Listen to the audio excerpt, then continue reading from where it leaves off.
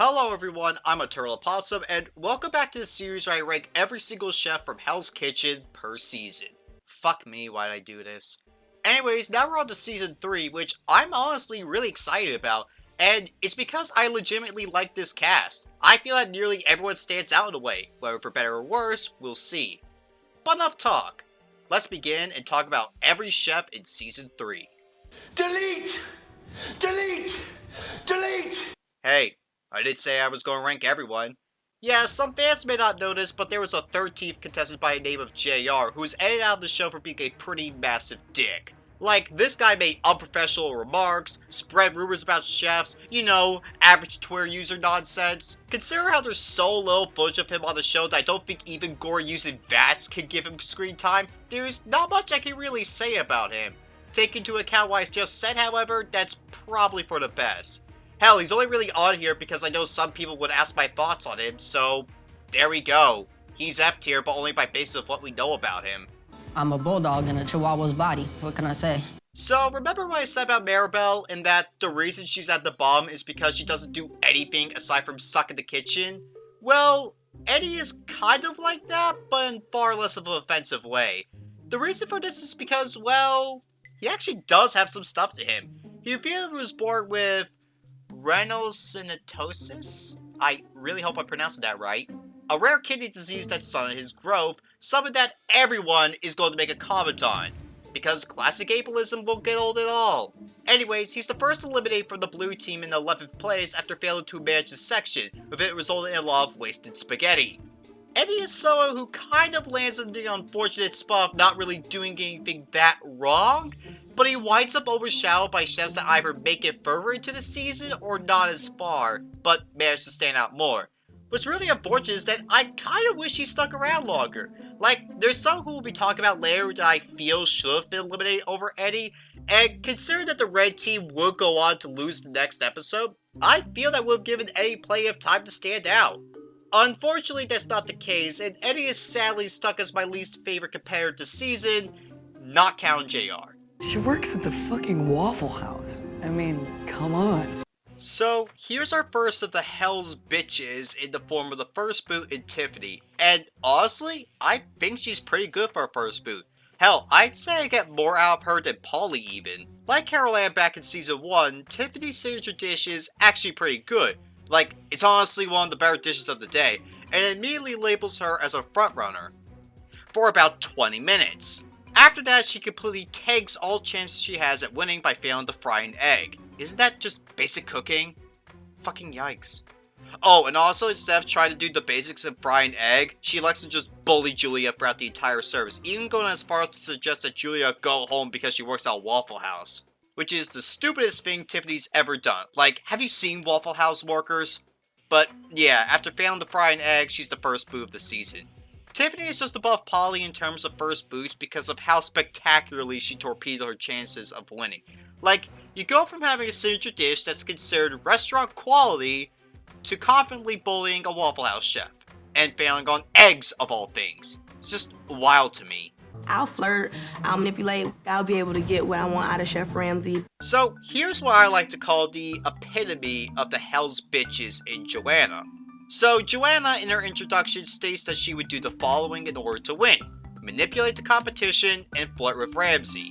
Only she didn't do that. No, instead she just threw people under the bus and constantly sucked in the kitchen. She's essentially what would happen if you met the Xbox kid in real life. After 3 straight services where she was obviously the weakest link on the red team, she would get the boot for trying to say she wouldn't do what Jen did and serve spaghetti from the trash, but at the same time she would serve spoiled crab that was going to be in said spaghetti dish. Great logic there, Joanna. Yeah, I'm gonna be real, I don't mind Joanna at all because she's so pathetic in her attempts to be a threat. I think it actually makes her pretty enjoyable to watch, seeing as nothing really goes right for her. Just a delightfully pathetic Michael wannabe. I'd like to see Aaron get better at cooking. Okay, might be a hot take, but I don't really see what's so special about Brett.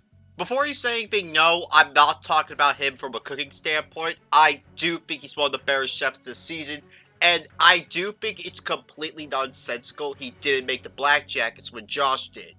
But it's just, He's someone that I tend to forget about a lot, even on rewatches. He barely stands out to me among the blue team despite nearly making it to the Black Jackets. That being said, the moments I do remember from him, I don't necessarily hate. I do remember how he tried so hard to wrest the leadership position from Rock throughout the season, only to fail once he's put on the spot and got eliminated for it despite Josh being even worse. Oh, and messing up on Ravioli, I remember that too. Yeah, Brad is just really okay. I wouldn't consider him D tier because what little I do remember about him, I don't really mind all that much, but at the same time, he's not someone who I'll really care about all that much. 212 kills the bacteria, and then I decided to serve it. Jed's okay. Like, she's really, really okay. She's pretty much the chef I feel the most neutral on so far, and I think it's because she doesn't really stand out that much compared to the much more colorful red team, and even in Hell's Kitchen discussions, I barely see her name brought up. Well, there is actually one reason why her name would be brought up, and it's time to talk about the pasta bin incident. If you don't know, Jen made a pretty notorious decision to fish pasta she just threw out of the trash and intended to serve it as they ran out. The only reason she would survive that elimination was because Joanna made an even worse mistake that we literally just talked about. As for my thoughts, yeah, that's really bad. I'll give Jen some credit to owning up to it, but then again, that's really like saying, congratulations, you didn't shoot a guy, here's the Nobel Peace Prize. Then again, outside of that incident, Jen is pretty damn good in the kitchen. She got best of the worst twice in a row, something that I don't think any chef has got before or since. Hell, I would consider her kind of robbed of making the finals considering how consistent she was outside of Trashgate. Other than that, she's just really okay. Nothing really special. I'll probably forget about her after this video. You two-faced, lazy little fucker. Lazy. I'm gonna be real with you, I didn't really remember that much about Vinnie for the most part. All I did remember is that he mouthed off to Ramsey a lot, it was just never that good in the kitchen. Looking back at the season, however, I can actually draw quite a few similarities with Andrew back in Season 1, who if you don't remember, I actually really like. They're both pretty awful in the kitchen and tend to mouth off to Ramsey on occasion, but come the finale, their attitude and skill does improve enough to the extent that they have their best service yet. Hell, they even managed to recover a station previously manned by someone else. The main difference is that Vinnie was pretty chill with his teammates for the most part and never really clashed with them all that much, while Andrew pretty much did at least once an episode. Come to think of it, Vinnie also kind of is an anomaly in Hell's Kitchen that his only conflict is really with Chef Ramsey. Maybe he's got an issue with authority? All of this is just a really roundabout way of saying I don't think Vinnie's bad.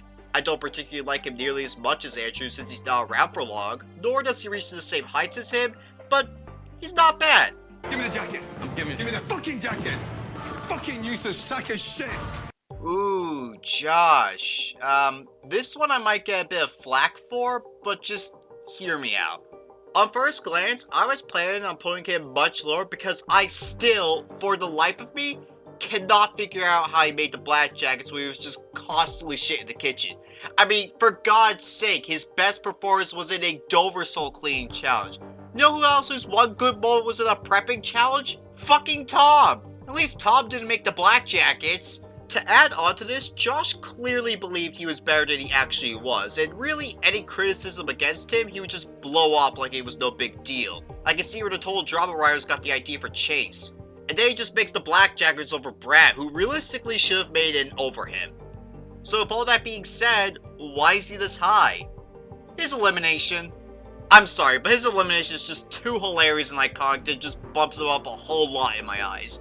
He pretty much starts off his only Black Jacket service terribly by cooking a bunch of food before order, including a lot of spaghetti to appease the flying spaghetti monster. By the way, just brief tangent here, what the hell is it with pasta in this season? There's so many fucking pasta related mishaps this season. You see that counter up there that I've been doing throughout this entire video? Yeah, that's how many times I can mention any form of pasta, and Josh just adds more onto it. Anyways, it's not just the fact that he's the first chef to be ejected, but it's the fact that he's so far the only chef to be ejected during the Black Jackets. Seriously, that's just a whole level of incredible. And it's why, try as the next few ejections may, I don't think they'll ever match up to this. As such, it feels almost worth it to have Josh in the Black Jackets just for this moment. Not enough for me to accept that he reasonably should have made the Black Jackets, but I can take it in the end. You're standing there acting like some jumped up little cave woman. So, Melissa to me is one of the more interesting chefs to talk about this season because of how much she changes from the first episode to her last. She starts out pretty damn well, having a good signature dish, being pretty reasonable on the first night compared to a lot of the other chefs, and even getting best of the worst despite Joanna's attempts to blame her for a pasta mishap. Honestly, she's probably the odds-on favorite if we just take into account the first night. As the season progresses, however, it's like a switch flipped in her head, where she goes from pretty damn good to just a completely different person, with her attitude and appearance taking the worst hit. Seriously, she goes from well-groomed to looking like she just got back from sharing slices with the Ninja Turtles. Her cooking also suffers as well, with her leadership in particular taking a hit. She tried so hard to be a leader that it often led to more trouble for the red team. And of course, the biggest example of this was the duck breast incident. Pretty much Melissa takes over Julia's duck breast, messes it up spectacularly by overcooking it and not even adding anything onto it, and to top it all off, tries to get out of presenting it to Ramsay in the bride and groom. It's this episode actually where Ramsay does a first and spares her from elimination and sends her over to the blue team in hopes of improving. She fails too, and she winds up honestly having one of the more underrated eliminations in my opinion, where Ramsay just doesn't even bother with the nominations and just eliminates her right there. It's not as iconic as Josh's elimination, but I think it's pretty brutal. But yeah, I actually don't mind Melissa that much to be honest. In fact, I think she could be a good sign on how brutal Hell's Kitchen could be. Granted, it might be an exaggeration to an extent. I mean, I don't think everyone is going to turn into a goblin halfway through the season, but I'd say it's a good example. My name's Aaron. Oh, you already know my name because it's on my shirt. Well, another chef here who is sadly no longer with us. Let's do this. So, Aaron, somewhat like Tiffany and Melissa before, actually had a pretty okay signature dish. But unfortunately, that's about as good as it gets for him. In his first service, you can get an idea of how he is in the kitchen. He's crying a lot, really doubting himself to the extent that Ramsay is nowhere near as harsh on him than someone like Eddie, and he's just not good in the kitchen. He's also shown to have come to Hell's Kitchen in not the best shape, in that he's clearly not well.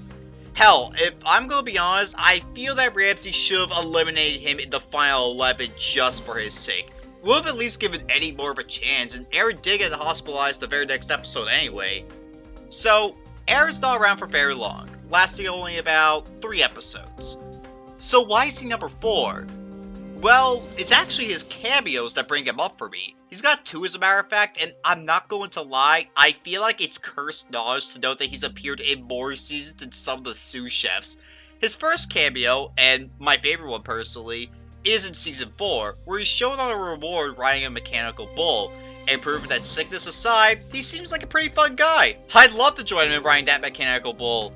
The second one is where he's giving advice to the chefs entering season 6, saying that there's no crying in Hell's Kitchen, which is something that many chefs will do as seasons progress. But yeah, Aaron, while I do think he should have been eliminated earlier this season just for his sake, I actually like. I don't think it'll be enough to push him into B tier for me, since the moments I do like from him are mainly cameos, but hey, they're in seasons I really like, so good on you, Aaron. I think I'll forever have nightmares about Gordon Ramsay now, but yeah, he's still kind of hot. Bonnie is someone that for a while I didn't really have a lot to say about.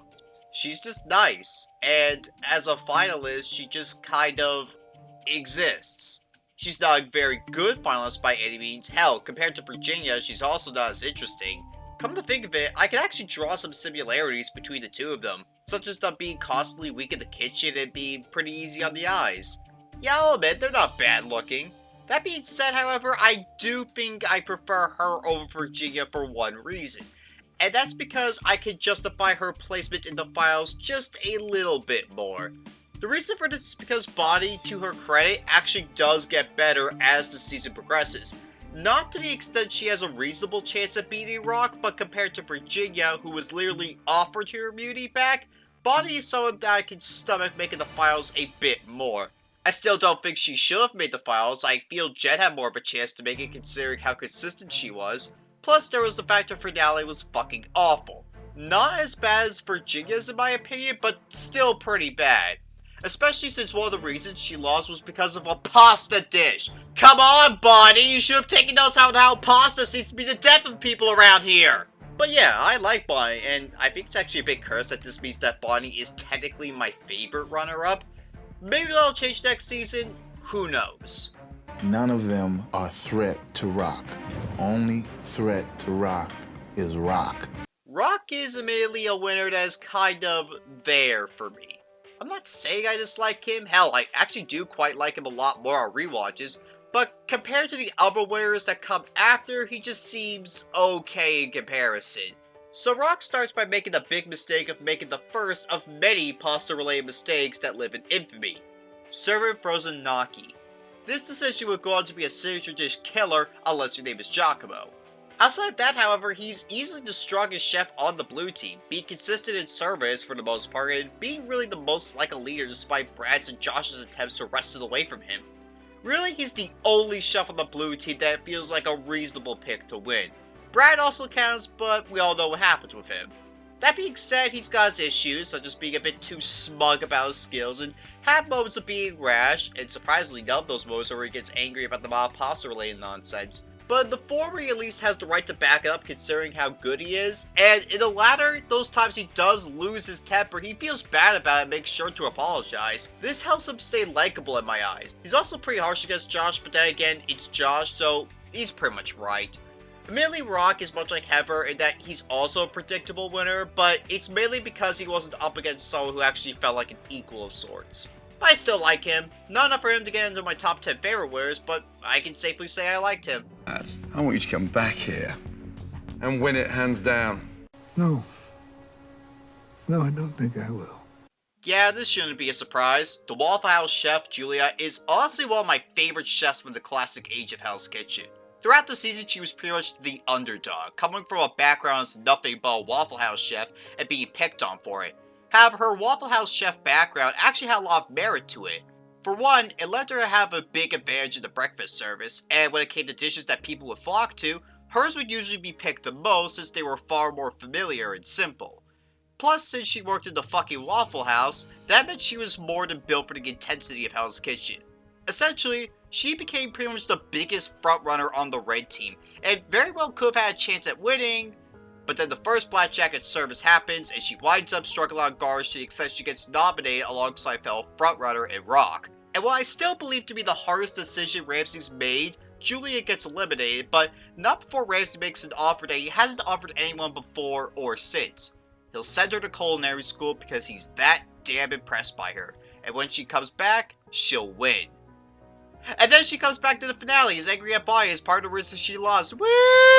So, longtime viewers of my channel may or may not remember that I ranked Julia as one of my top 10 favorite chefs of all time back when I first started making Hell's Kitchen videos. Well, she isn't anymore, and there's 3 reasons why. Reason 1 is because of how she acted in the finale, like, seriously, that's not cool. Reason 2 is because I went on to watch more seasons after season 9, and more overshadowed her to the extent she's no longer in the top 10.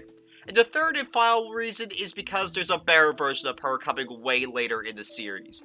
So yeah, she may not be in my top 10 anymore, but she is definitely topping this list of my favorite chefs of season 3.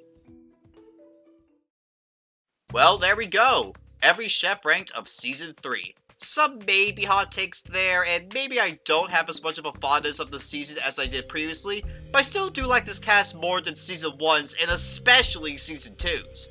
Anyways, it's time to give a final grade to the chefs of season 3.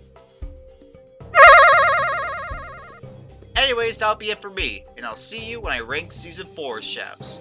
EternalOpossum out.